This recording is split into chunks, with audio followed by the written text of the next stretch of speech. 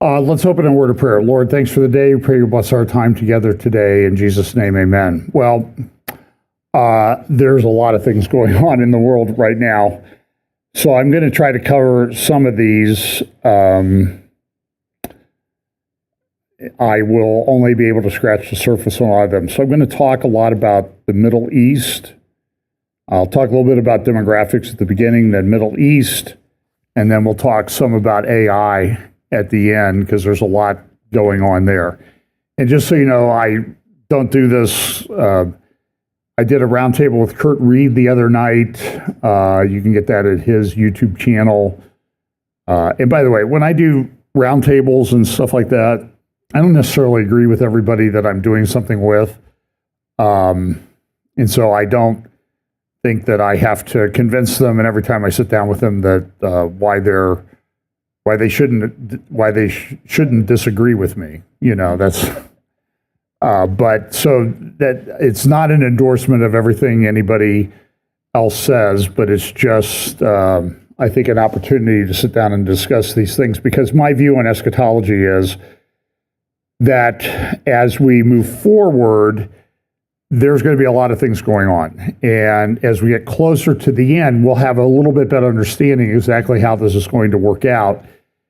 And sometimes I think it's easy to, or it's done too quickly, is to take something and run with it when it doesn't necessarily, it means something, but not as much as people want to make it out to be. And I think I have an example of that today, if I remember how to share that. Also, Tuesday at 2 p.m. Eastern, I'm going to be doing a roundtable with Jonathan Feldstein from the Genesis 123 Foundation. I think you'll probably go to his website, Genesis 123 Foundation. I forget what it is exactly. I'll try to put a link up in the show notes. We're going to do a roundtable on Israel and Iran, a number of us, or a discussion, webinar, whatever you want to call it. Also have a technology roundtable coming up on June 25th with the usual guys. And I'll be doing some interviews hopefully this week with some people in Israel. There's so much going on that it's really difficult to keep up and really make sense of it. So this was in the Sunday Opinion section last week in the New York Times, which I do like. I enjoy reading the New York Times just because it kind of gets the adrenaline going sometimes. So they asked this big question in their opinion section: what if we lose Harvard?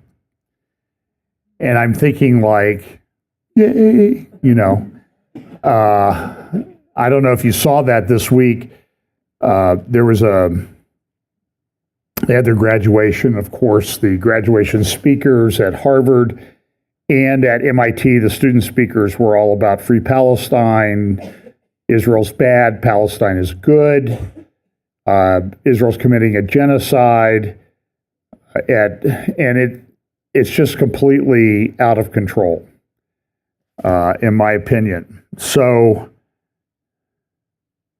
and I'll skip that one. So I'm going to show you one demographic slide today. This is the population pyramid of a town in Japan, a city in Japan. So what you'll see is, you see up here 100 plus, 95, 90.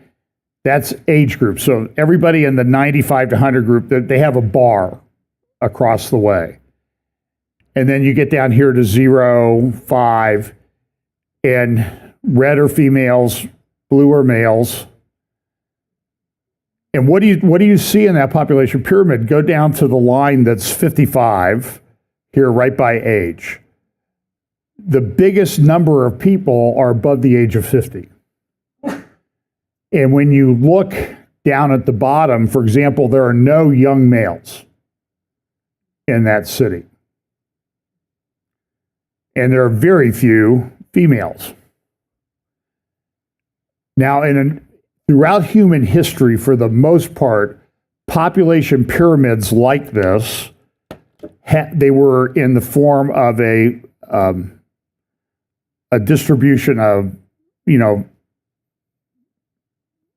it was like a pyramid. Yeah, I guess that's why they called it a population pyramid, John. Oh, you mean they're related? So it looked like a pyramid. There would be a lot of people in the younger ages, and then fewer as you get to the top. But look at this one from Japan. This has not happened in human history. And what can you tell from that? Japan's dying off. By the way, this is true. I could go through and pull out cities in China, Japan, all across Europe, the West, where this one's a little bit more extreme, but they're almost all like that. There's hardly any young people. And when the population pyramid gets like this, as the pyramid base gets narrower and narrower, it's generally thought by population experts that a country or culture has about 30 years to turn it around. Once it gets to something like this, it will not change. And this is true in Iran and most countries now. This is something we've not seen in human history. So there are some estimates that China has lost several hundred million people in population. Now, there's some people that say China never really had more than a few hundred million. I'm not sure I agree with that. China had a lot of rural people. That's why they built these cities, because their plan was to bring those people from the rural cities into the cities and populate those cities. But China's blowing up these cities that were built to accommodate 2 million people with some regularity now. And they're building ones to replace them because their economy would collapse if they were not doing that. Now, it's hard to get your head around this. Especially, we live in an area where the Columbus, Ohio area is going through a period of pretty good growth. And as you drive around up here, not too far from the church, there are apartment buildings, homes, condos, schools. I mean, it's incredible, the building that's going on. We used to live in Dublin. I went over to Dublin yesterday, and it was, when you haven't been over there for a while, it's shocking what's going. I remember when it was all 2-lane roads over there. Can you imagine what it would be like if it was just still 2-lane roads? It's incredible. But this is just not seen in human history.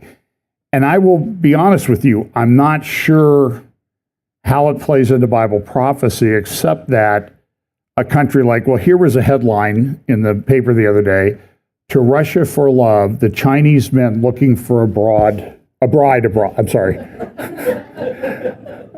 Looking for a broad for a bride. No, a broad for a bride. And and the problem is in China, right now or soon in the very near future, China will have probably around 80 million men of marriageable age and no bride for them. That would seem to cause some problems. And one solution to that might be to go to war. India's in the same boat. India is probably approaching 100 million excess males over females of marriageable age. And so what do those guys do for a spouse? These are things that have not really had to be dealt with in human history. And a lot of times it's been the other way. Why? Because men go to war, and a lot of men get killed off, and there are more females than there are males. But this has completely flipped everything upside down. We stopped when Pam and I took our trip out west, we stopped and spent the night near Seattle. So in Seattle the other day, last week, they had a big rally. And the rally was organized by Christians, and it was to be pro-life and against the transgender agenda and that type of thing. And what happened was the Antifa types came and attacked the Christians. So how did the Seattle authorities react to that? We made a mistake. We should have never given the Christians a permit to express their views. And we shouldn't have allowed them to do it where they did it, because they went to the area of the city that used to be that really radical leftist, I think they called it Chaz, the Chaz area of Seattle. I mean, you wouldn't even want to go there. And the Christians did that. And so now everybody is in Seattle is like, well, it's the Christians' fault for even wanting to express themselves. And the FBI has said it's investigating targeted violence against religious groups. And I'm saying good for that. It's about time that somebody did that. I mentioned this last week, the 2 Israeli staffers that were killed outside the Jewish Museum in Washington. That's not a very good sign that happened in our nation's capital. It was confirmed this week that there was a big airstrike in Israel a little over a week. Well, it was actually back in April, and they confirmed that Mohammed Sinwar, one of the brothers of the Sinwar, who was the field commander, leader of Hamas in Gaza, his brother was also killed, and another brother was also killed as well. So Israel's been eradicating the top echelon of Hamas, and they've killed, they talk about a genocide. I believe the majority of the people killed, or close to the majority of the people killed in Gaza, or what I consider to be credible estimates, have been Hamas fighters. And my view of this is, look, Hamas, if you don't want the civilians killed, then don't build your facilities underneath hospitals and schools and that type of thing, which they've been doing and they can continue to do. And Israel's done probably better than any army in history to avoid civilian deaths. Yet they still get accused of conducting a genocide. And I'll talk more about that in just a moment. I want to make a comment about this. This shows you what can happen with lawfare, where lawsuits are filed against somebody. So, for example, there's Point Reyes National Seashore. It's north of San Francisco. It's a ranching area. It's long been a ranching area, but what's the problem? The problem is that the radical environmentalists want to shut down all the ranches because, cows are bad. And so they've have these well-funded NGOs that file lawsuits against the ranchers and everything, and they have to settle, give the land back, transfer the land, because they can't afford the lawsuits and to do their business. And this has been a pretty common practice. So this was from, I think that's from the Epic Times last week. End of ranching, an iconic area highlights land use conflicts. And they've got a paradigm now, and that's what they do. It's the same thing they do with the Trump administration. They just file all of these lawsuits, and they'll file lawsuits, the same lawsuit in 12 different jurisdictions until they find a judge that they like, and then they'll dismiss the other cases. And they're getting away with it. It's pretty bad. So let's talk a little bit about the Middle East. So this week, Israel passed a milestone in the days since October 7th that they've been at war with Hamas, and it's now over 600 days. The 600th day anniversary was the other day. That's longer than any other war in Israel's history. The War of Independence back in 1948 and 49 was, I think, 598 days. Now they're at 600 days. This is a massive problem. There was and I'll talk more about this in a minute, there was a conference in Israel this week, but if you look at here on the right, it says 600 days have passed since October 7th, and Hamas still holds 58 Israelis, about 20 of whom are believed to be alive. During the past 600 days, 148 hostages have been freed, 105 in the 2023 ceasefire, 5 via unilateral releases, 8 in IDF rescues, and 30 in this year's ceasefire. Israel's campaign has crippled Hamas's infrastructure and rescued captives, yet unresolved ceasefire proposals stall progress. With force unlikely to free the rest, true victory requires exchanging a complete Gaza withdrawal for the remaining hostages, safe release and security. And this is the view. This is essentially an ad that somebody bought to run on the front page of the Jerusalem Post. Bring them home now. And the question is, how do you continue? And the answer is, well, we can't continue with the war. We should just do a ceasefire, get the best deal that we can. But then what are you going to do 3 years down the road? Now, in this meeting that they held this week, this seminar, one of the panelists is a person, he's in the Knesset, and he, this is in Hebrew, so you can't understand, so I'm just playing the video to show that he actually said this, but he was saying is, listen, in order to end this conflict in Gaza, we have to prioritize Iran, because Iran is the head of the snake. And this is pretty true across about 80% of the Israeli political spectrum. They think we have to deal with Iran. We have to do something with Iran, and we can't have a two-state solution. Yet the whole world is pushing, as you'll see in some other slides today, the world is pushing like crazy for a two-state solution. That is sort of the default position.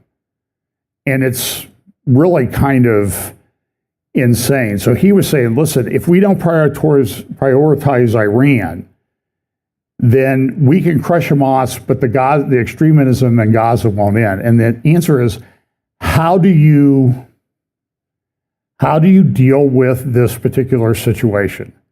Because going back to what it was before October 7th is not tolerable. And I've asked friends in Israel this. This is the way my mind thinks. It's sort of like, okay, we know what Israel's done since October 7th. But if they had really taken seriously the intel and data that they had, that an attack was coming, what should they have done before October 6th? Should they have gone in and do what they've done in Gaza? How would the world react to that if they hadn't been attacked? You think it's bad now. Israel was attacked, brutally attacked on October 7th. But I see these Hamas channels and people like the top graduates at Harvard and MIT, they say, oh no, Israel killed their own people on October 7th. It's insanity. And how do you argue or rationalize with people that are that insane on the facts? It's just, and the answer is, I don't know. I honestly don't know. I think you have to crush them. But even people in the past in Israel that have said we have to crush our enemy, we have to humiliate them, now don't say that, because we have to get the hostages back. We have to get the hostages back. And everybody wants to get the hostages back. And who do you want to be the leader of the country to make that determination as to what you're going to do? That's a very difficult position to be in. And it's easy to say, well, just release the hostages. Hamas, let me put it this way, Hamas is never going to release all of the hostages until all of Hamas is dead. That's the only way this is going to happen. They've held bodies for 25 years because they know that's in Jewish thought, in religious thought, the body is important. And so they take advantage of that. These are evil, despicable people. And I don't know what the answer is. This problem, though, with Islam and the Muslim Brotherhood is a problem all over the place. So leaked to Politico this week was a report in France saying, hey, France, we have a big problem with the Muslim Brotherhood in France. And what's the response been? All of the Arab countries, oh, you're making it up. It's Islamophobic, what you're saying. And so when reality, the answer to reality is to claim Islamophobia. You're just afraid of Muslims. You shouldn't be afraid of Muslims. But there's a reality there in the whole world. It's almost hard to talk about this every week because it seems like the world is just absolutely insane and off their rocker, a large portion of it.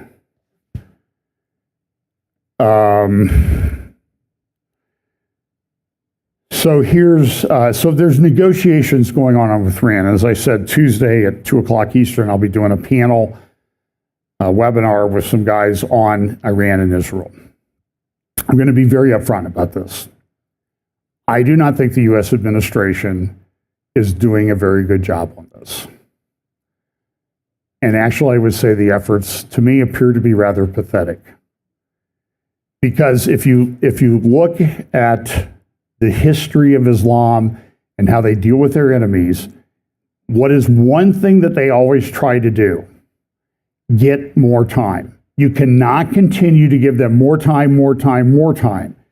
And here we sit, what are we, 600 days, over 600 days since October 7th, and we're talking decades that Iran's been working on a nuclear program, and the problem is still not dealt with. And there's been attack after attack. And so here's Khomeini, he's coming out, and, the cancerous tumor of the Zionist regime needs to be eliminated. So we want to get Israel, we want to get America, and then everybody says, okay, we'll negotiate with them. And I'm not sure how you negotiate with them because it doesn't seem to be working. So we went the whole thing through the JCPOA with the Obama administration. And I'm just saying this is a regime newspaper in Tehran. Here's another one, the Tehran Times, prepared for battle. We're going to come after you. If you attack us, we will come after you and get you wherever you are. We're ready to go. So Israel's in this very difficult spot. Are they going to attack Iran without the blessing of the United States? And so there's a lot of propaganda. I will say there's a lot of leaks to the press from what I would call pro-Iranian people within the United States government saying, oh, there's a division between Trump and Netanyahu. And I'm not sure that there is, but I will say this. Here's what Trump said in a press briefing the other day about the situation. President, back on Iran, did you warn Prime Minister Netanyahu against taking some sort of actions that could disrupt the talks there in a phone call last week? Well, I'd like to be honest. Yes, I did. Next question, please. Mr. President, just last on sanctions. I did, yeah. If Senate Republicans want to push It's not a warning. I said I don't think it's appropriate. What exactly did you tell him? I just said I don't think it's appropriate. We're having very good discussions with him, and I said I don't think it's appropriate right now. Because if we can settle it with a very strong document, very strong, with inspections and no trust. I don't trust anybody. I don't trust anybody. So no trust. I want it very strong where we can go in with inspectors. We can take whatever we want. We can blow up whatever we want, but nobody getting killed. We can blow up a lab, but nobody's going to be in the lab, as opposed to everybody being in the lab and blowing it up, right? Two ways of doing it. Yeah, I told him this would be inappropriate to do right now because we're very close to a solution. Now, that could change at any moment. Could change with a phone call. But right now, I think they want to make a deal, and if we can make a deal, save a lot of lives. So, I mean, what do you do with that? I'm sorry, I'm just not that impressed because Iran wants more time. So the response was, for example, you read the Iranian press and they immediately come out with this, well, like, we don't care what Trump says. This is what we need. We got to have enrichment. We got to be able to do this. We got to have our facilities. Well, that's completely contrary to what Trump just said. And it's like, what are you negotiating in this deal? In the meantime, they continue down the enrichment path. They act like nothing's changed. They get more time, which is what they want.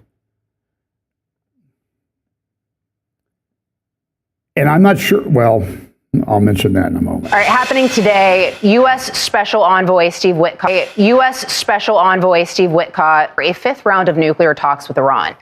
And after months of reports that Israel could target Tehran's nuclear sites, Iran's foreign minister sending this message, saying, quote, "I have called on the international community to take effective measures against the continuation of Israeli threats, which, if unchecked, will compel Iran to take special measures in defense of her nuclear facilities and materials. My letter is a serious pre-action warning." Here to discuss that is retired 4-star General Jack Keane. General, it's great to see you. I want to start out big picture. So Iran's covert activities are hard to pin down. They've kicked out inspectors. They've limited IAEA access as well. So how close is Iran to a nuclear weapon, and how accurate is that intelligence? Well, first of all, welcome back to the show, Lisa. It's good to see you. Yes, I mean, public reports are they're at a very high threshold level of enriched uranium, somewhere in the neighborhood of excess of 60%. It would just take a matter of weeks for them to get to nuclear weapons grade itself, and then several months for them to be able to deploy it as a weapon system. So we're right on the cusp of their having this capability. They're much closer to it than they've ever been in their history. And we have two red lines here. I mean, Iran says, and still maintains this bold-faced lie, that the only reason they have enriched uranium is so they can use it for civil nuclear power plant purposes.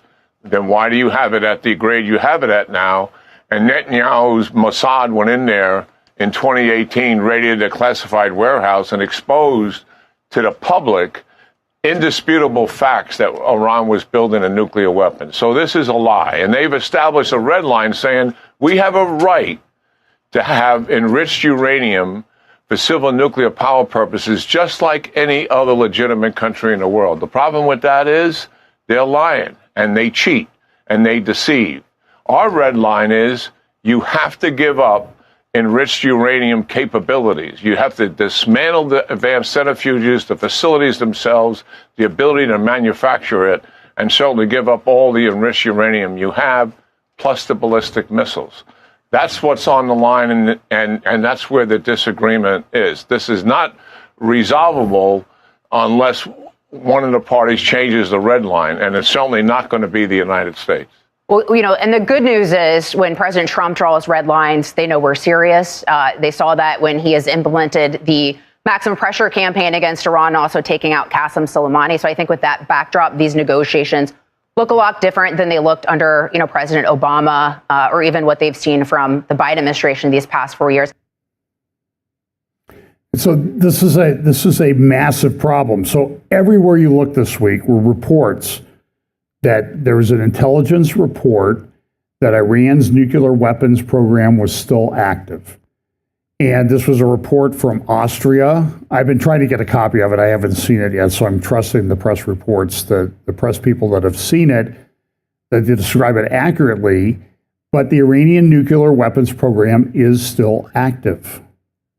So we've been, Trump's been in office now once since January 20th, so that'd be February, March, April, May, almost 5 months, going on 4.5 months.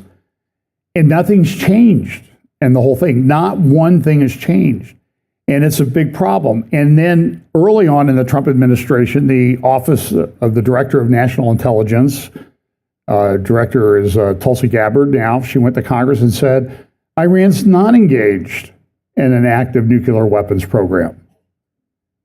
And now Austria comes out and says, no, that's wrong. And the question is, who's telling us the truth on this?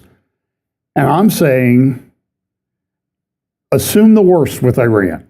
I mean, that's what you have to do. So here what it says, the ODNI report is stuck in the past. This is what David Albright at the Institute for Science and International Security, which is ISIS, by the way, ISIS, but it's not that ISIS. The ODNI report is stuck in the past, a remnant of the fallacious, unclassified national intelligence estimate back in 2007 that said Iran wasn't doing anything. And we know that that's not true. The danger of the Islamic Republic of Iran as a state sponsor of terrorism and its atomic weapons programs was cited 99 times in the 211-page report that covers pressing threats to Austria's democracy. Now, wait a minute. Why would Austria consider what's going on in Iran to be a threat to Austrian democracy? Somebody I asked Tucker Carlson to answer that question because he's like, well, what does Iran have to do with us? They're so far away. It's a big world. We don't live in the 19th century, Tucker. Missiles can fly across oceans. Iran's one of the leading missile manufacturers in the world. Russia's entered into some big agreements with them recently. And so this is a report. This is Wall Street Journal on Friday. Israel fears being hamstrung by the Iran talks. And that's true. Israel is feeling hamstrung. I've talked to people in Israel quite a bit, and they're like, what is going on? We don't feel like we can act, and we feel if we act against Iran, we're going to blow up our relationship with the United States, which is very important to us.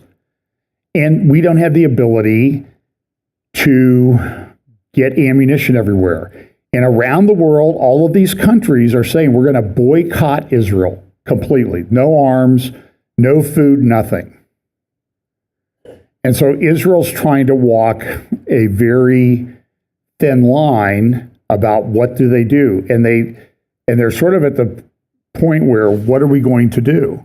Now, this is and you get these intel reports on X. I'm going to be honest with you, I get a lot of my news from X now, X and Telegram, because it seems like it's outside the filters of the mainstream media and that type of thing.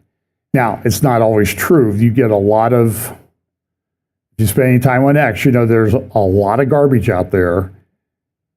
But so I have some open source intelligence people that I follow. Sources close to the Israeli Knesset say Israel could strike Iran between June 1st and 3rd. Okay, well, today's June 1st, as I'm speaking. So between now and Tuesday, is it going to happen? I don't know. We've been hearing this for months, that an attack is imminent. This is from, that was related to the Harvard thing.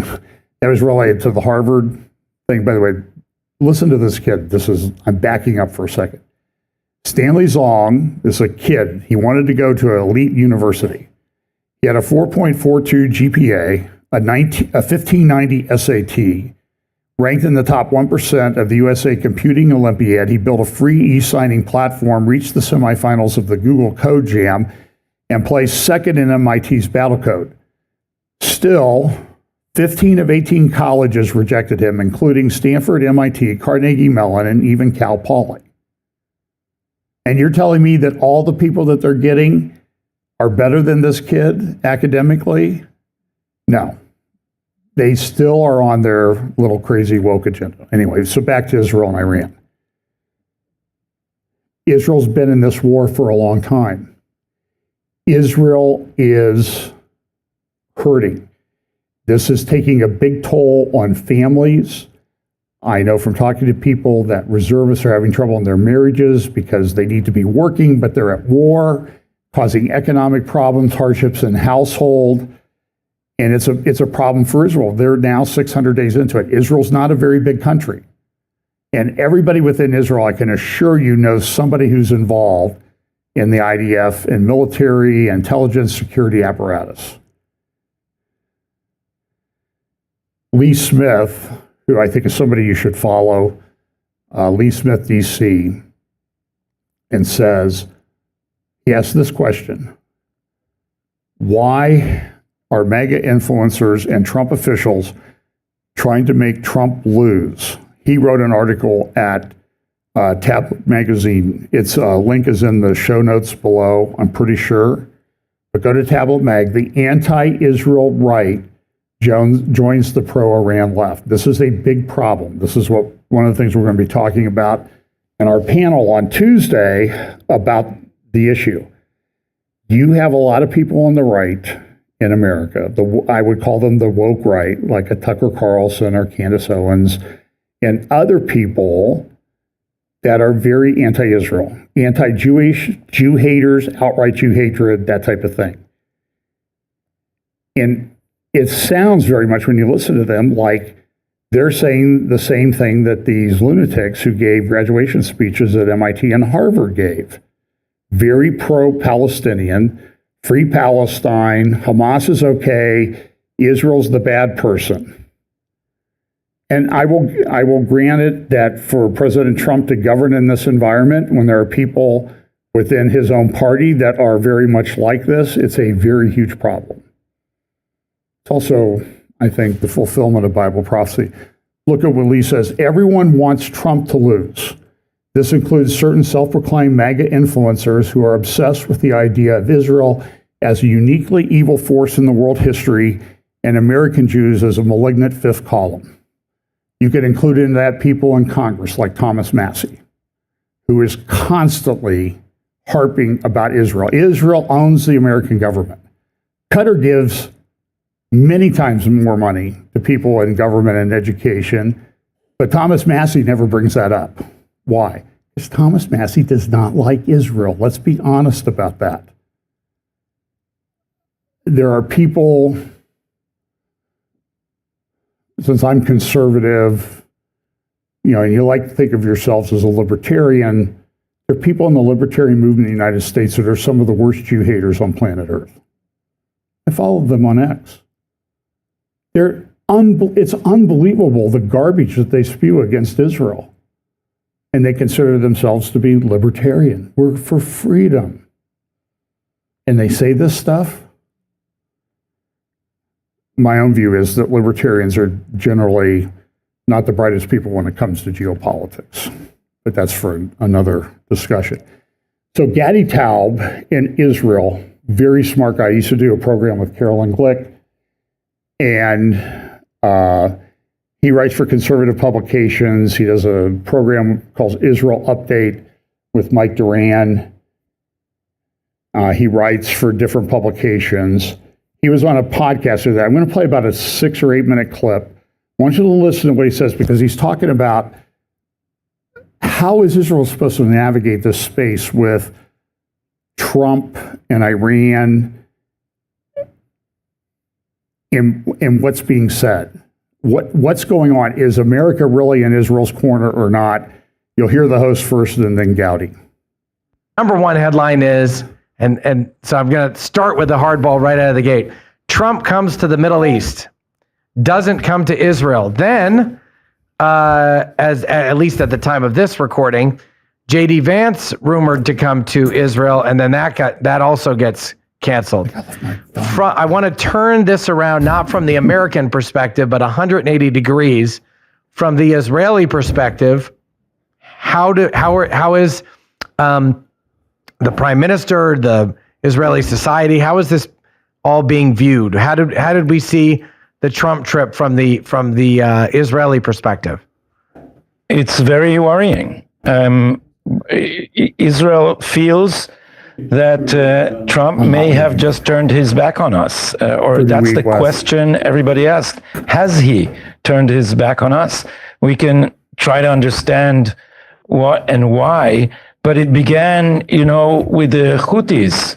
He made a deal with the Houthis, which excluded shooting at Israel. That is, the Houthis got a threat from the United States to halt all fire except if they continue firing at Israel. So that was a very worrying sign that Trump is ready to leave us in the lurch. And then came the 2 other tracks that caused concern.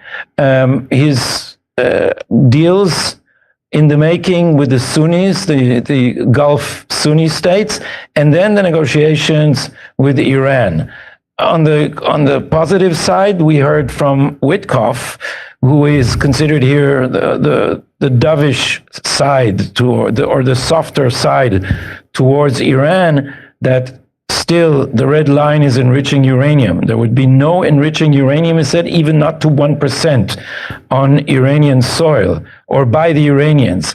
And that's good news if they stick to the red lines. However, there were other rumors saying that both the Iranians, and the Americans are looking for some formula by which both could say they were satisfied, and which will enable Iran to preserve at least some capability or an easy path to renewing its capability of enrichment on Iranian soil. And Israelis are very wary of Iranian negotiating style.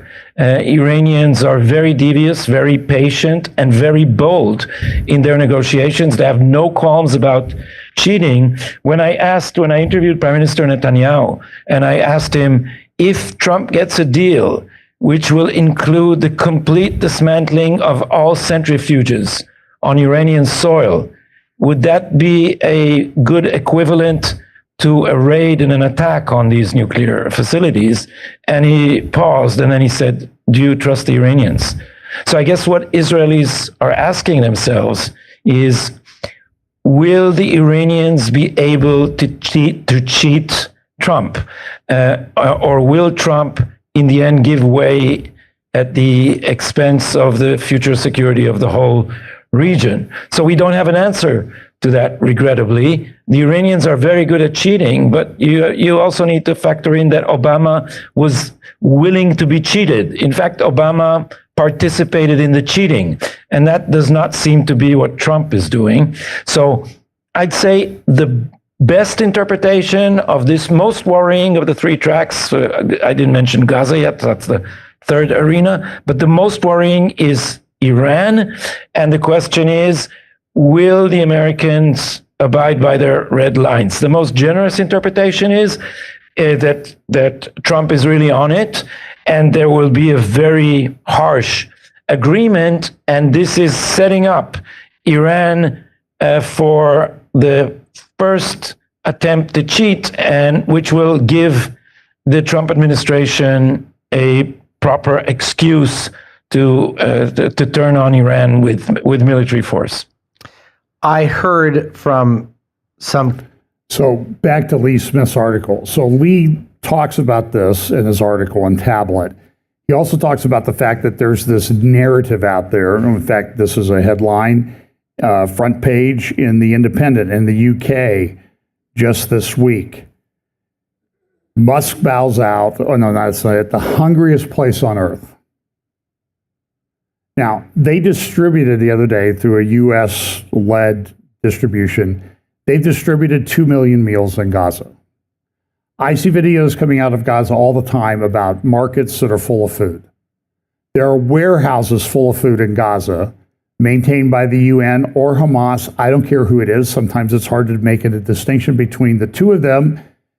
And there was a riot at one of them the other day. They went in and they were picking up sacks of flour. Well, now, if Israel's cutting off all aid, how are there sacks of flour in a warehouse in Gaza, controlled by the UN or Hamas? I don't care who it is. We're being lied to. And so what Lee Smith does in his articles, he goes through and he looks at people of influence in our government. Remember the Koch brothers? They hated Trump. They funded the opposition to Trump in the last administration. And now they sort of changed tactics a little bit. The Koch organization, they are funding people, and what's happening is a lot of them are ending up in positions in the Trump administration. And so we're getting all these leaks all the time out of the Trump administration, and it's like, what's going on? Who's controlling things? And the question a lot of people has, are we being played? And so you'll see people, like one person who Lee Smith says is funded by the Kochs is a lady named Cindy McCain, the widow of John McCain. And she's out there saying, oh, this is hunger, this is famine, this is Israel-caused famine in Gaza. And by the way, when you see the hostages released, the ones that have been released, who looks like they're starving?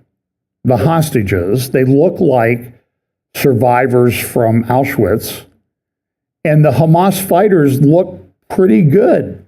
Like, they seem to be getting food, and aid goes in, it gets stolen by Hamas, then they sell it for high prices, or they hold it, and then they claim, oh, look, see, people are starving, and it's all Israel's fault when they're the ones that have been doing it. It's just this vicious cycle. So this article at the Substack, I think I included a link to this in the notes below this video, the Gaza Passion Play and the Myth Makers of Revolution. Now, Einat Wilf is a very intelligent lady. She started out on the left. She's now a committed Zionist. She was very much in favor of Oslo back in the days, back in the 90s, and now she says Oslo was a serious mistake.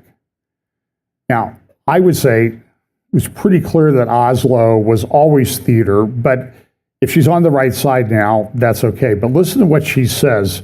She's quoting from some people who've written about what's going on in Gaza. The war in Gaza has unleashed not merely outrage, but a mass political theater of moral identification, one that has transformed American campuses into arenas of performative solidarity and ideological hysteria that ultimately led to cold-blooded murder.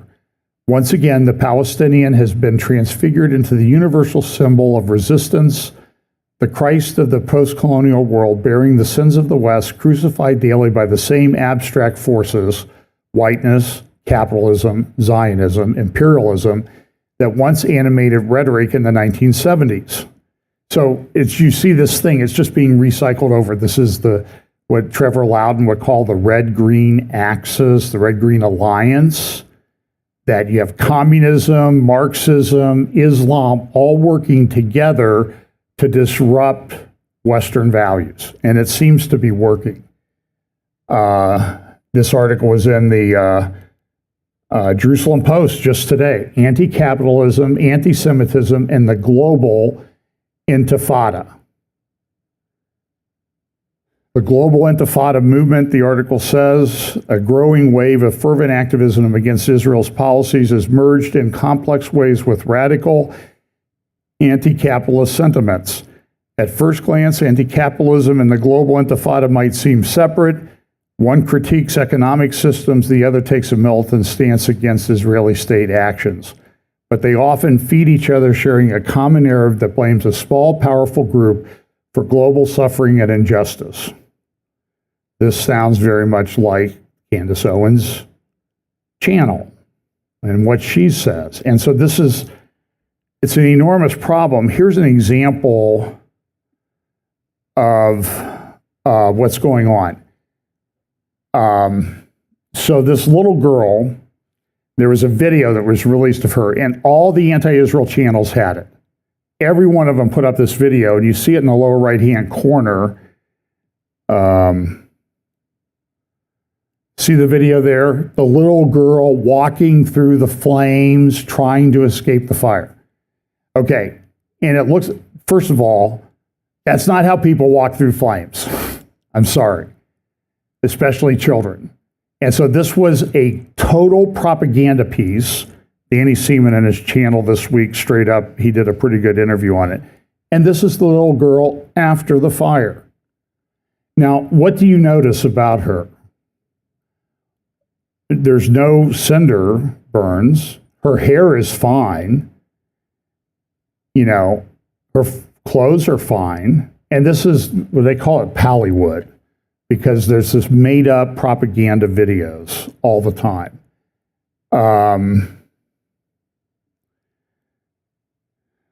So this is a problem. And this is what is faced with, I mean, for example, here's the government of Germany. Merz says Israel's actions in Gaza are not justified. Well, the question somebody should ask him is, well, when would they be justified? Give us some parameters. And they don't do that. They will only tell you what's wrong, and it's that Israel's bad. So here's a commentator. She's on YouTube. I can't remember her name right off the top of my head. And she was talking about the issue with negotiating with the Palestinians, the people who identify as Palestinian Arabs.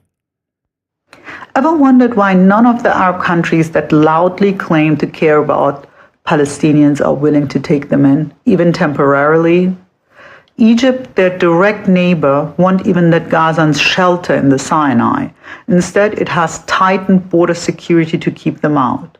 It's time to name the elephant in the room, Arab hypocrisy, and the calculated mistreatment and marginalization of the Palestinians. The truth is uncomfortable but undeniable. The Islamic world never intended to solve the Palestinian issue. They created it to weaponize it against Israel. Arab regimes have never supported the idea of a sovereign, independent Palestine. Instead, they kept Palestinians stateless and disenfranchised by design. So why is that? Because a bitter, unassimilated refugee population was far more useful as a permanent thorn in Israel's side. The worse the Palestinian condition, the more valuable they became as propaganda tools against Israel and as a bottomless justification for siphoning Western taxpayer money through compromised organizations like UNRWA into the pockets of Hamas and the PLO. It is a sadomasochistic system of perverse incentives. But the Palestinians aren't just victims of Arab betrayal. They have made their bed again and again. They launched every major war with Israel since 1948. They rejected every peace offer that didn't involve the dismantling of the Jewish state. And they elected Hamas, a genocidal death cult that glorifies child sacrifice.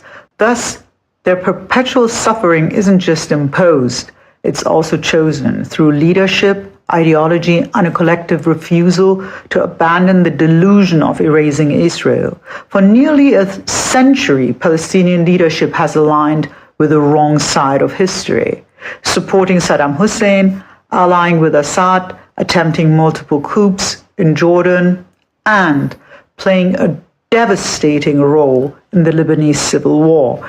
Every host nation that welcomed them eventually paid the price and learned the hard way that solidarity came with subversion. The roots of this pathology run deep. Long before Hamas, the PLO under Arafat cultivated a quasi-religious cult of blood. The revolution was treated as a sacrament. So this is the problem. So here's a report. This is from Ynet this morning. Witkoff says Hamas' response to ceasefire proposal is totally unacceptable. So there's been this back and forth. Hamas says we're close. The U.S. gives something that they wanted, then they say, no, it's something completely different. And now they're asking for, you can see here, Israeli officials say terror group's new proposal, which includes a 7-year ceasefire, full IDF withdrawal from Area C since March, and an end to current aid distribution models, strays far from the U.S. plan, amounts to a de facto rejection. Now, a lot of people are all excited. Oh, look, it says they want a 7-year ceasefire, and I'm not sure that that's significant. I wouldn't focus on that. But if you go back, if you wanted to review the hundreds of hours of videos that we've put up, you will find that, I know I said this years ago, they were talking about a 7 to 10 year ceasefire arrangement. So this is nothing new. It's not the covenant of Daniel 9 or anything like that. It does show that this thinking is out there. That's the best that it shows. So we have a big problem. So what are we going to do? They're going to create a Palestinian state. Mike Huckabee came out in support of a Palestinian state. Did you know this?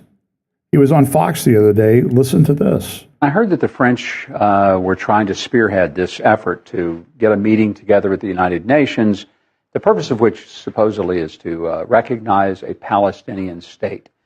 First of all, it's incredibly inappropriate in the midst of a war that Israel is dealing with, really support it, by the way, to go out and present something that I think increasingly Israelis are steadfast against. October 7th changed a lot of things. If France is really so determined to see a Palestinian state, I've got a suggestion for them. Carve out a piece of the French Riviera and create a Palestinian state. They're welcome to do that, but they're not welcome to impose that kind of pressure on a sovereign nation. And I find it revolting that they think that they have the right to do such a thing. I hope they'll reconsider. But the United States will not participate, simply will not be a part of such a ruse. And this is a picture of what's going on in France as we speak. This is Paris. Now, I don't know if this is Islamic protest. I will be very honest with you about that. The French did win a big soccer match the other day, and it could be just exuberant fans, but you do see people running around with Palestinian flags up and down the street. There was a car ramming incident in Paris. A very difficult thing. The Houthis, they come out, they say, hey, listen, we're going to get multiple warhead missiles so that you won't be able to deal with this. You're going to have problems in Israel. We're going to continue to attack you. This happened just during first service this morning. This was an attack. You see internally, Israel's in a lot of turmoil. Ehud Olmert and this other guy, former IDF deputy chief of staff, Yair Golan, had come out and said Israel's just killing people for sport in Israel. And so what this is going to do, this is going to weaponize the International Court of Criminal Court against Israel.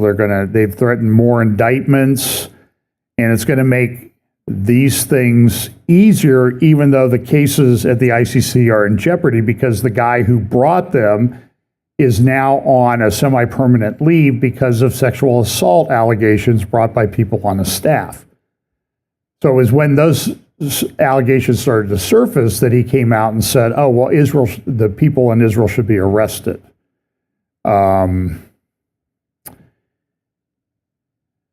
So this is somebody making the case in the Jerusalem Post today, 4 decades of cold diplomacy, that there's really not a solid peace agreement with Egypt. If Egypt was really concerned about peace, they would take some of these people in Gaza in, but they're not going to take in a single person. Because why? Because they want to keep the flames fanned and burning.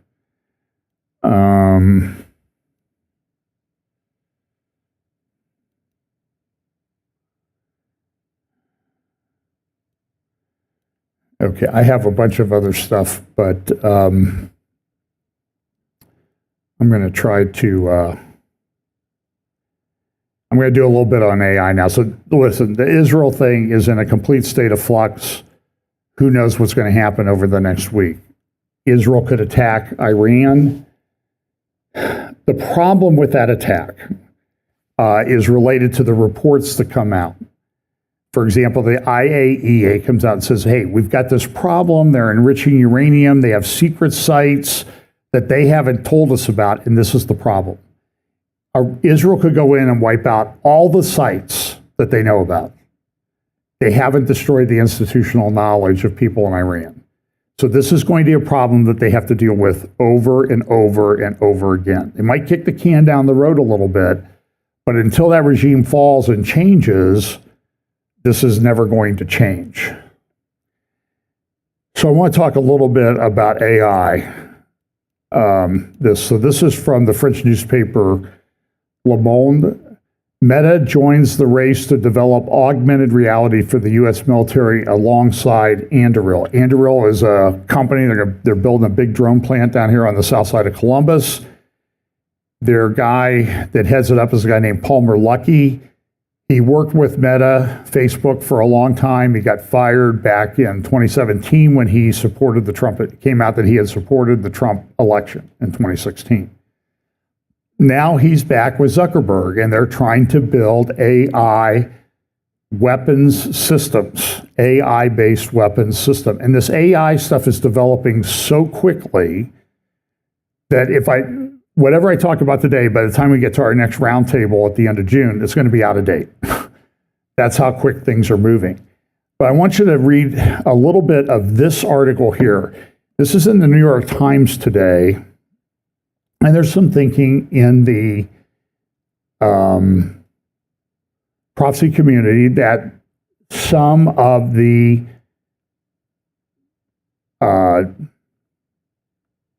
beast empire could be made up of tech companies. I mean, they're incredibly powerful. Nobody's regulating them. Nobody is saying stop. Nobody is doing anything about it.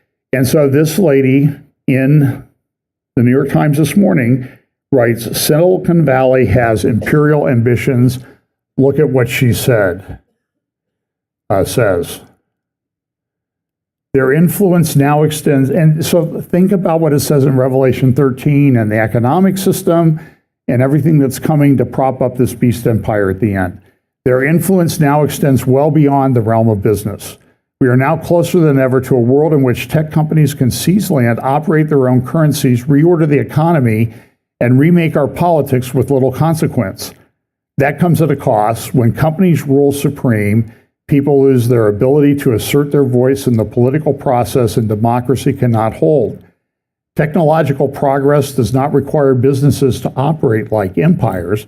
Some of the most impactful AI advancements came not from tech behemoths racing to recreate human levels of intelligence, but from the development of relatively inexpensive, energy-efficient models to tackle specific tasks such as weather forecasting.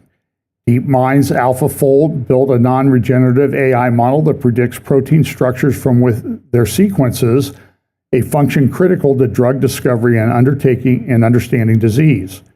Its creators were awarded the 2024 Nobel Prize in Chemistry. AI tools that help everyone cannot arise from a vision of development that demands the capitulation of a majority to the self-serving agenda of the few. And this is a problem. It's developing so quickly, it's not regulated. You see people running around Washington and other capitals, oh, we got to do something about this, we got to regulate this. And for 2 years, people have been saying, we got to do this. Eliezer Lukowski, a couple years ago, wrote that article in Time magazine back in March of 2023, saying, listen, if these AI guys aren't going to agree to some kind of regulation, we need to go blow up their facilities. And he's one of the tech guys who's led this. It's a problem. And then here's an example. This is Palantir. Trump taps, this is in the New York Times on Friday.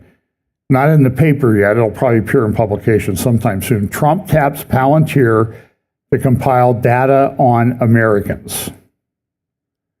Here's what it says. In March, President Trump signed an executive order calling for the federal government to share data across agencies, raising questions of whether he might compile a master list of personal information on Americans that could give him untold surveillance power. Now, I will say, this is stuff been in process for a long time, and the New York Times kept their mouth shut by and large. But they did complain about the data, hoovering up of personal data that tech companies were doing. They have complained about that. And so now we have Palantir, big defense contractor, is talking about getting this together. Here's another article. This is from the New York Times this week. Energy Department unveils supercomputer that merges with AI. It's now said that something like 25% of coding in the computer field is being done by AI. I get ads all the time. Incorporate AI into your law practice. And when you do, you won't have to have young associates. And then the question becomes, okay, that's fine for now, but what happens when you need somebody that can maybe double check whether AI is actually giving you the right kind of information and you don't have anybody that you've trained?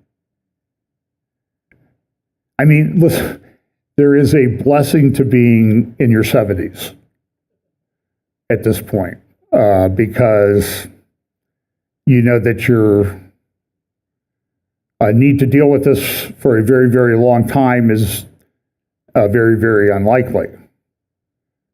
But what about the future for others? You know, I mean, look, I think the Lord's coming back soon, but I don't know.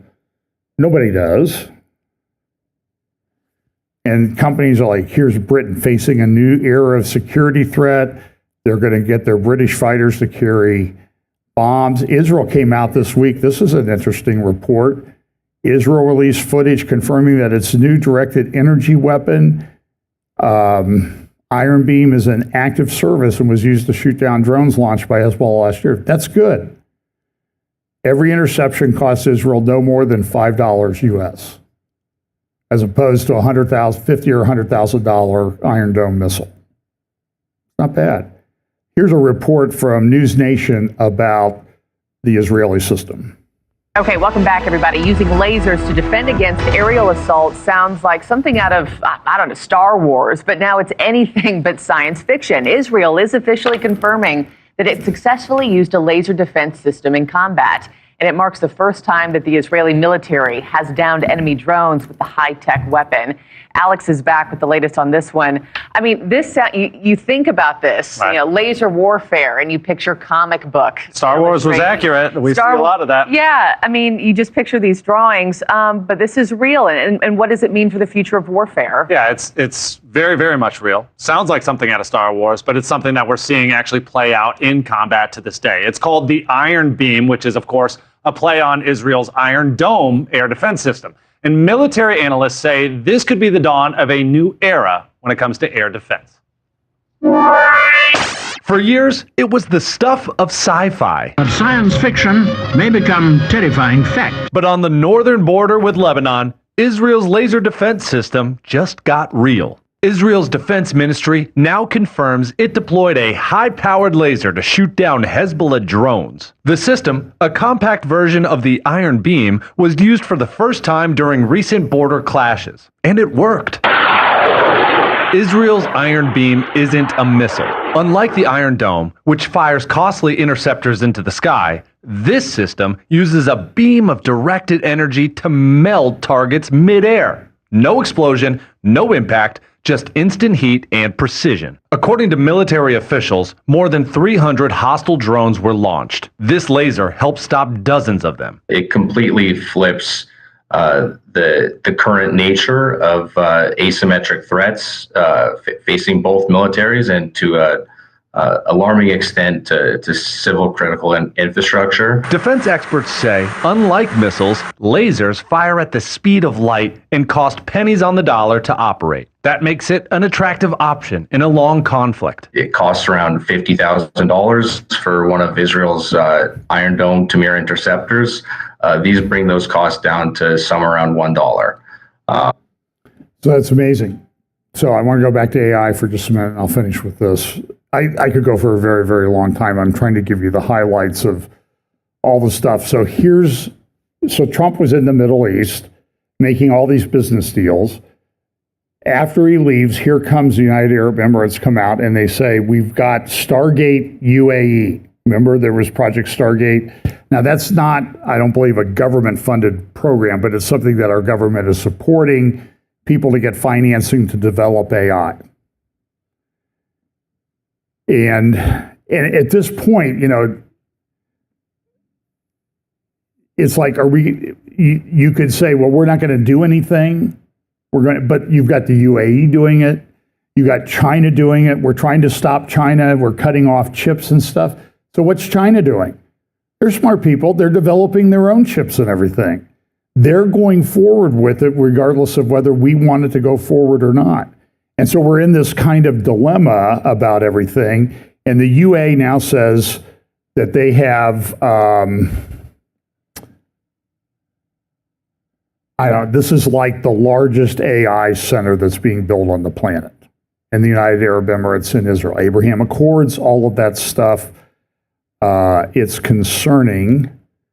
Going to take a lot of power. So I'm going to play a clip from Bannon's War Room. I'll finish with this. Before I do that, let me just say this. There's a lot of information about people claiming Trump's corrupt and that type of thing. And I've got concerns about it. They're into crypto, his sons. They're building resorts in Qatar. I don't like any of this. I don't like the look of it. I don't think it's good. But there was this report came out that they're going to build Trump Tower in Damascus. Hey, look, here's Trump Tower in Damascus. So is that going to happen or not? And the answer is, that's what some guy's saying he's going to do. That does not mean that he's doing it. I have to do one other thing. I told somebody I was going to do this. So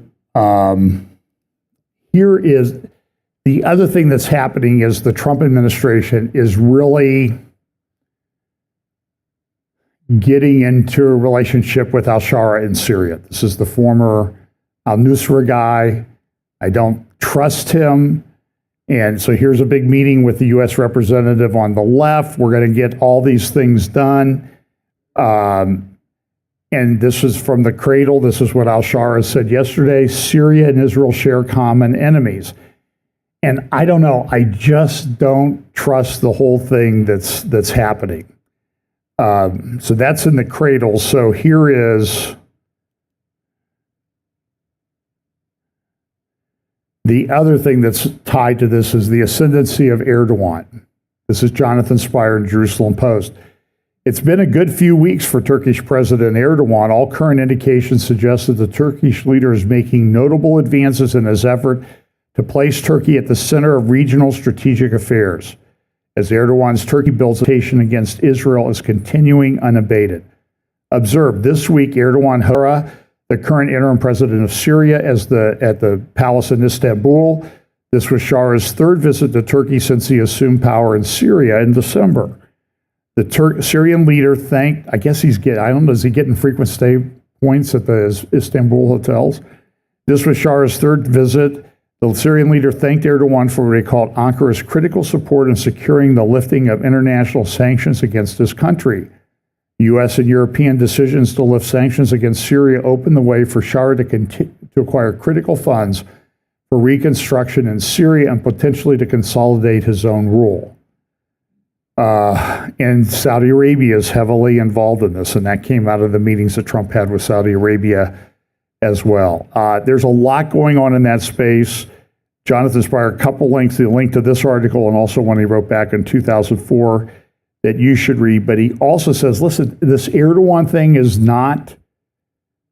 it's not pro-Israel in any stretch of the imagination. And he cites this article in Yeni Safak. This is the front page of the Yeni Safak on Tuesday or Wednesday this week. And it just says that Israel is starving people in Gaza, and we need to eradicate the people starving the people in Gaza. That's Erdogan's own newspaper. So this is not to believe, and I cite this poster all the time. Yesterday, Hagia Sophia, today, Damascus, tomorrow, Al-Aqsa. That tells you what Turkey's about, and this is in the Washington Examiner. I think it's a pretty good article. The U.S. must war game in an Israel-Turkey conflict. War games are an important planning tool. Various military and political experts sit around tables or in separate rooms and role play decision-making in different countries. And they're saying, and I think this article is correct, Michael Rubin, they need to do one with regard to a potential conflict between Israel and Turkey and how that's going to play out. And I've talked about that ad nauseum. So I'm going to finish up with this clip from War Room about AI. I think you should listen to it. It's going to start with a question from Senator John Fetterman to Sam Altman, and then a quick in John Haller terms, discussion between Steve Bannon and Joe Allen, who wrote a book on AI last year about by the way, I'm not endorsing the theology or anything of Joe Allen or Steve Bannon. I just want you to know these are pretty influential people that are talking about things in these terms. So first, Fetterman asking Sam Altman a question, and then a little bit of comments between Steve and Joe Allen. Now, I'm going to count this as a highlight recently. I know the work that you've done, and you're really one of the people that are moving AI. And now it's an opportunity. I was excited to meet you. And now people ask me, it's like if you're going to talk about AI, and now I get to ask you. I mean, like the expert. Some people are worried about AI or whatever, and I'm like, what about the singularity? So the people like that, if you would address that, please. Thank you, Senator, for the kind words and for normalizing hoodies in more spaces. I'd love to see that. I am incredibly excited about the rate of progress, but I also am cautious and I would say I don't know, I feel small next to it or something. I think this is beyond something that we all fully yet understand where it's going to go. This is, I believe, among the biggest, maybe it'll turn out to be the biggest technological revolutions humanity will have ever produced. And I feel privileged to be here. I feel curious and interested in what's going to happen. But I do think things are going to change quite substantially. I think humans have a wonderful ability to adapt, and things that seem amazing will become the new normal very quickly. We will figure out how to use these tools to just do things we could never do before. And I think it will be quite extraordinary. But these are going to be tools that are capable of things that we can't quite wrap our heads around. And some people call that, as these tools start helping us to create next future iterations, some people call that singularity, some people call that the takeoff, whatever it is, it feels like a sort of new era of human history. And I think it's tremendously exciting that we get to live through that and we can make it a wonderful thing. But we've got to approach it with humility and some caution. Thursday, 29 May, Year of our Lord 2025. Fetterman and man, Joe Allen, myself, and others, we used to get on that guy being the cyborg, remember? Half computer, half man.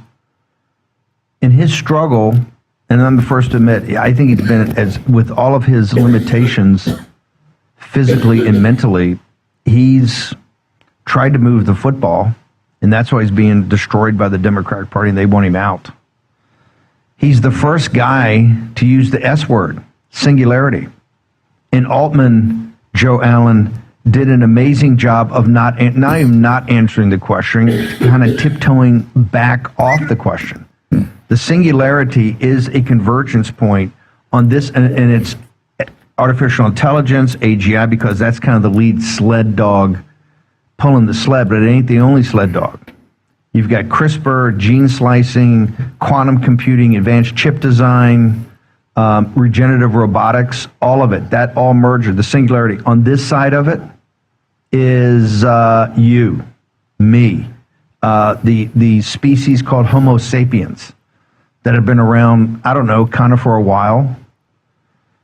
And on the other side, it is Homo sapien 1.5 or 2.0, you pick it, but it ain't you. It's something else. And that something else is going to be the biggest sociological, cultural, civilizational, financial, economic, geopolitical event in human history up to date, and all the big events that we've had. What did Christ himself warn his inner circle when he sent them out to start to practice, to implement? So what he does is he goes into, remember I've told you about what I heard at the media summit in Israel back in 2022. Israeli businessman is speaking, and ChatGPT had just come out the week before, saying, "Oh, you got to see this; it's amazing." And so this is like two and a half years ago, and he says, "This AI stuff is amazing. It's going to be great in healthcare. We will make the lame walk." Remember, I've told you about that. And I'm sitting there like, I'm hearing this in Jerusalem, and I'm thinking like, when John the Baptist wanted to identify Jesus as the Messiah, as the Messiah, he sent his disciples to Jesus, and Jesus said, "Okay, well, you go tell John what you see. The lame walk, the blind see, the deaf hear." And that's exactly what the AI guys have been doing. And so Steve talks about this, and he said, this has theological issues in it. And so he asks, here, I'll just finish a little bit of what Steve says, then go to Joe Allen. It's the exact opposite.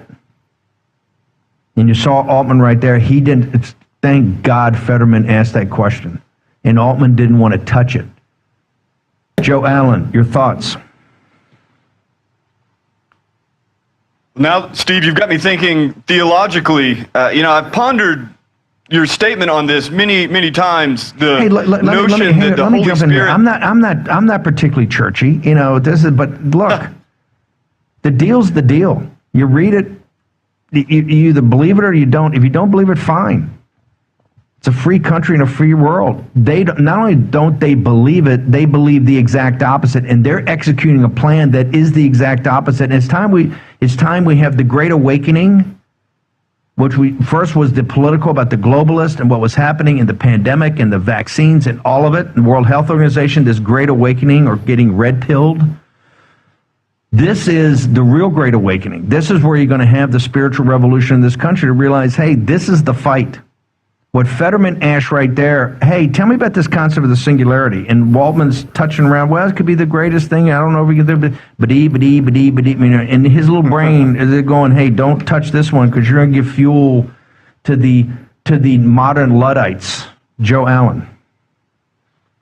Yeah, absolutely. I think if people really understood the implications of the singularity, most would reject it. I mean, you see already in public polling, most people in America are already pretty unenthusiastic about AI. In fact, most people, according to a recent Pew survey, are much more inclined to think of the dangers of AI than the benefits, and I think rightly so. The singularity concept has been pointed out many times. It is a materialist inversion of the spiritual concept of the apocalypse, of the revelation, of the end of the world giving way to a kingdom of heaven. This is why Ray Kurzweil chose the title, The Singularity is Near. It's a mirror, a black mirror of the kingdom of heaven is near. And Altman and Musk and Dario Amodei and all of them, they all have some version of that guiding the production and deployment of these technologies. And, you know, I hear a lot from people, AI looks like the Antichrist. And as I detailed in the book, and, you know, just trying to riff off a very common conception here, AI as Antichrist. Anti is against, of course, but it is in place of. So what is in place of Christ? Well, you're talking about making the blind see. You're talking about making the lame walk. You're talking about conferring this immaterial kind of supernatural knowledge or wisdom. You're talking about creating a system that could control the whole world. That is, if you just take it from a purely symbolic standpoint, that is an antichrist at the very least. So when you hear Altman dancing around the singularity as a concept, and, you know, in some interviews he'll be more explicit. He was much more forthcoming before he was in the public spotlight.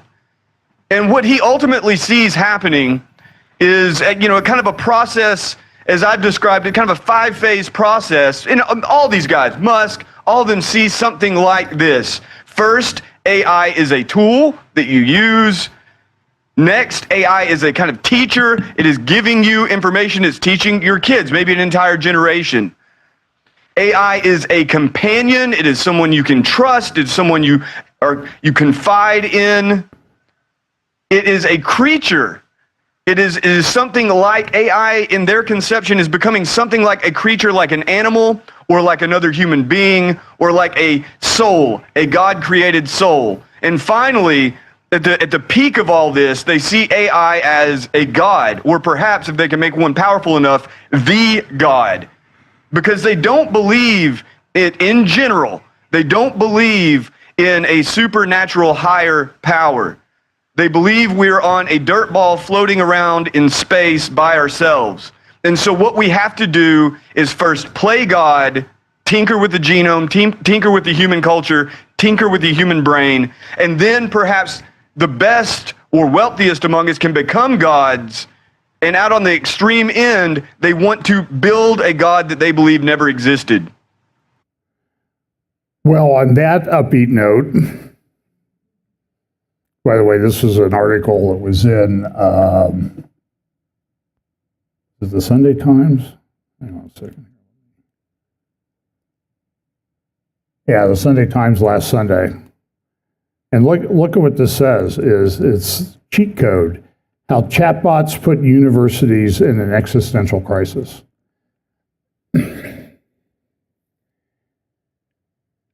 I wish I could give you like a roadmap to how to exactly what's going to happen. I don't know. I'm just telling you, we are at a very different, strange inflection point. These companies are very powerful. as you saw from that editorial in the New York Times this morning. You need to be in the Word of God and in prayer. Steel your mind, steel your heart, because it's not just universities in an existential crisis. I believe it's the whole world with this coming. And right now, it's unregulated. And I don't know exactly where it's going, but it's growing at a tremendous rate. And the philosophical basis behind this is exactly what Joel Allen said. It's Antichrist. It's in place of Christ. So is it, I don't think it's the Antichrist, but it's an Antichrist. And what did Jesus warn about? In the end times, there would be what? Many Antichrists. Many will come and deceive many. And so we need to be really in prayer. And on that upbeat note, I'll continue this till the next time. Let's pray. Lord, we just pray that you will guard our hearts and fill us with your Holy Spirit. Give us wisdom, knowledge, understanding of the things and the times in which we live and how we might use that knowledge to bring others to a saving knowledge of you through your Son, Jesus Christ, and his perfect sacrifice on the cross.